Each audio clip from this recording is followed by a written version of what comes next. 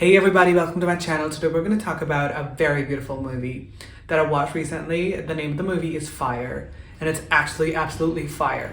I desire Sita. I desire her warmth, her compassion. I desire to live again.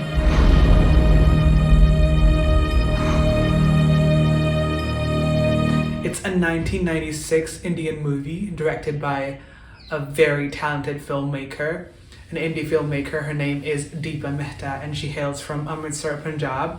She has made a revolutionary movie. When I say revolutionary, I don't think that I'm actually giving justice to the movie, because theaters were burned by extremist religious people. People were not allowed to have this movie screened anywhere, and people were not allowed to watch this movie. Why?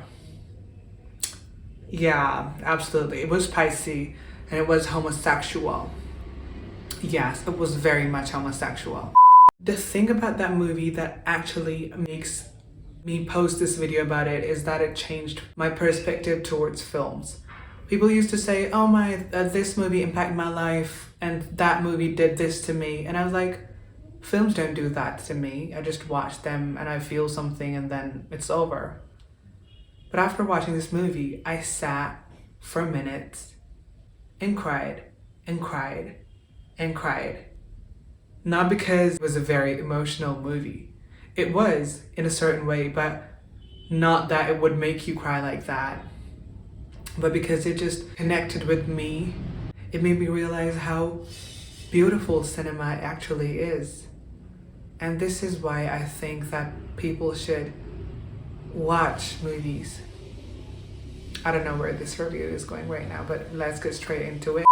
For me, like, films are an hour of escapism or something like that, but this was not that. I was immersed in the movie. I thought that I'm playing one of the characters in the movie. The characters in the movie are very simple, middle-class Indian people, and everybody has their own taste and flavor. Nothing is glamorized. Every character, its nuances, from the two girls who fall in love with each other, living in the same family as they are like sisters-in-law. The only relation they have in the form of family is that they're married to two brothers. The story has two main characters, Radha and Sita.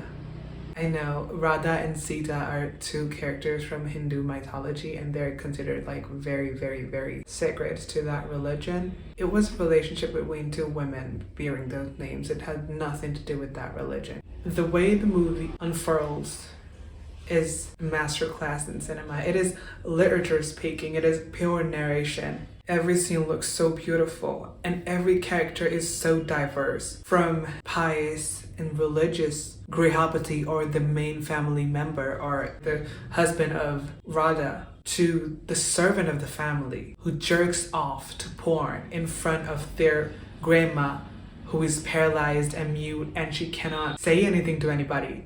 So he does that. To the characters of Radha and Sita, who are sister-in-laws, whose isolation from the love of their husbands make them grow a different and a very sexual bond. Don't you like me?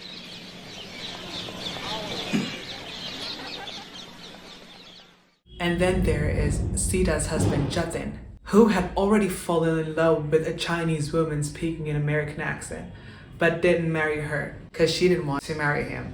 She wanted to hunt, quote her words, that she wanted a relationship where she wants to have thrill and fun instead of, doing these mere chores in the family. She'd become a housemaid, she'd say. This is a very important movie for me as well, because at last they decide to meet at Hazrat Nizamuddin Auli Dargah, and that is one of the most beautiful places that I've ever always wanted to go to since I saw the movie Rockstar. I'll wait for you at the Nizamuddin Shrine. Few minutes before watching the movie, I had like an argument with a person that I want to go to that place, and then I watched that movie and it had the name of that place mentioned. It is set in 1990s Delhi, and they have their own small business. The younger brother has his own film distribution business where he has tapes, and he also has like these confidential adult tapes as well, which he also sells to children as well, which shows how much greedy he is for money. The symbolism in the movie, fire. It is actually fire. According to Hindu mythology, Sita was Ram's wife. After she was abducted by the demon king Ravana, she had to show her purity or virginity by going into flames, and if she didn't get burned, then she'd be pure. And this was a very important scene in the Hindu epic Ramayana. It is one of those storylines in the bigger story of Ramayana. And this epic has been like juxtaposed to the porn watching of that person. And I love the way they just showed the meaning of religion in Orthodox Hindu families and in any family, any kind of religion. I'm not just talking about a particular religion. Even there's like so much of chaos in the world, and the faith and its definitions, how they're just blurred up and messed up. The way this movie shows it is so beautiful.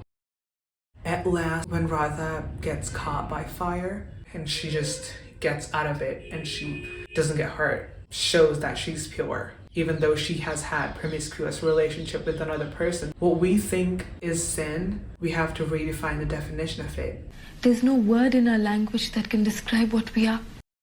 Based on the novel, which has LGBTQ themes, the name of the novel is Lihaf by Ismat Chugtai. It captures the essence of a total enlightened theme, because it actually is an enlightenment in itself. This movie made me realize that the lines between religion and being out of religion, the lines between faith and love in faith, these definitions, they cannot be defined, but I don't think that we're doing it right. If we were, things wouldn't be this bad. People might say this is a 1996 movie. No, it is still prevalent in India. People need to watch it. People will grow from it. Thank you, Deepa Mehta, for this beautiful movie. And with this, I end my debut video on YouTube. I'm gonna post it anyway. I don't know. I'm just gonna post it, so